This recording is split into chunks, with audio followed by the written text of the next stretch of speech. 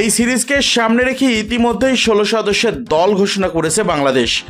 এই স্কোয়াড থেকে 11 জনের সেরা কম্বিনেশন খুঁজে বের করাই এখন টিম ম্যানেজমেন্টের সবচাইতে বড় চ্যালেঞ্জ। আর তাই তো প্রথম ম্যাচে বাংলাদেশের সেরা একাদশ কেমন হবে তা নিয়েই চলছে তুমুল আলোচনা। প্রথম ম্যাচে ওপেনিংয়ে তানজিদ তামিম থাকবেন, এটা এক প্রকার প্রায় নিশ্চিত।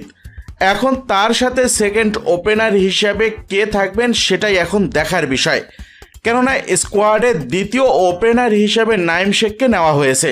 তবে সম্প্রতি টি-20তে দারুণ ক্রিকেট খেলে ইতিমধ্যেই সবার মন জয় করে নিয়েছেন সাইফ হাসান। তাই তানজিদ তামিমের সাথে প্রথম ম্যাচে সাইফ হাসানেরই ওপেন করার সম্ভাবনা বেশি রয়েছে। 3 নম্বর ব্যাটিং পজিশনে যথারীতি থাকবেন নাজমুল হোসেন শান্ত।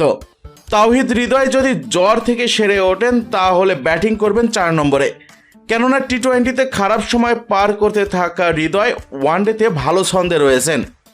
আগের সিরিজের মতো এই সিরিজেও ক্যাপ্টেন মেহেদী হাসান মিরাজ 5 নম্বরে ব্যাটিং করতে নামতে পারেন। 6 নম্বরে শামীম হোসেন পাটোয়ারি আর সাথে থাকতে পারেন জাকের আলী অনিক।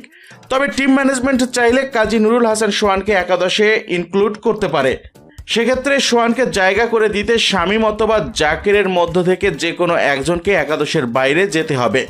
রশিদদের বিপক্ষে 3 পেসার নিয়ে খেলার সম্ভাবনাই বেশি।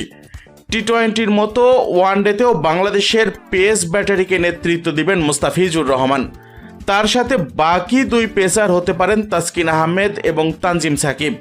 আর একটা জায়গা নিয়ে টিম ম্যানেজমেন্টের দ্বিধা থাকতে পারে, আর তা হলো বাংলাদেশ কি রিস্ট স্পিনার রিশাদকে খেলাবে নাকি বাঁহাতি অর্থোডক্স তানভীর ইসলামকে খেলাবে।